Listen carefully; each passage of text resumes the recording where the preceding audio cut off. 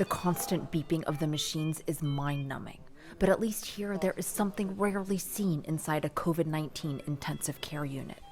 Those struggling for each breath are not alone. Amne's weak laugh is muffled, an inside joke shared with the doctors about how her daughter, Nabat, is constantly hovering over her. The family went to a wedding, no masks, no social distancing. A decision they all bitterly regret. I also have COVID, but I've forgotten about it with the state my mother is in, Nabat says as her voice starts to crack. We filled the house with oxygen tanks, but it wasn't enough, and then we brought her here. Amne nods her head. She is doing much better now. Wafat's family also tried to treat her using oxygen at home. They did not want to bring her to a hospital, not an uncommon occurrence in Iraq. Why do you think people are reluctant to come to the hospital initially? Maybe because of culture, Iraqi culture. For some, it's fear of being stigmatized, having caught a virus that has brought the world to its knees. There are people even now who say, "What is this corona?" Wafat's daughter Niran tells us they don't believe the virus exists until it hits them. But it's also a misunderstanding that oxygen and vitamins are enough to treat the symptoms of the virus.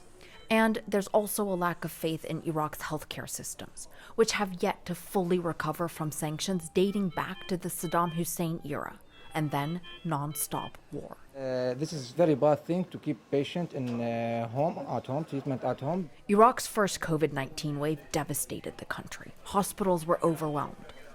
This particular infectious diseases hospital in Baghdad that the government facilitated our access to saw its patient numbers triple in the last 2 weeks.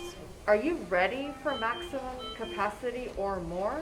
We have beds, we have doctors, we have nurses. And they do not have a choice. 2 months ago, the virus nearly from Iraq, deleted from all Iraq people.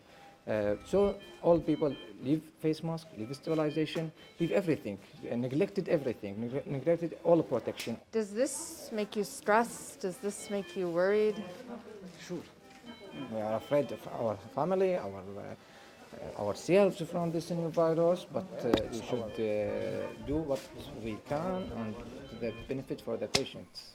By new virus, Dr. Ala means new variant. Iraq's Ministry of Health recently stated that 50% of the new infections are of the highly contagious B.1.1.7 variant first identified in the UK.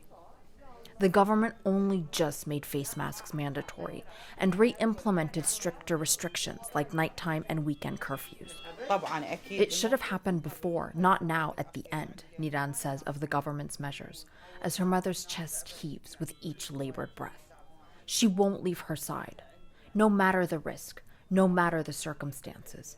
In Iraq, no one stays in a hospital alone. Arwa Damon, CNN, Baghdad.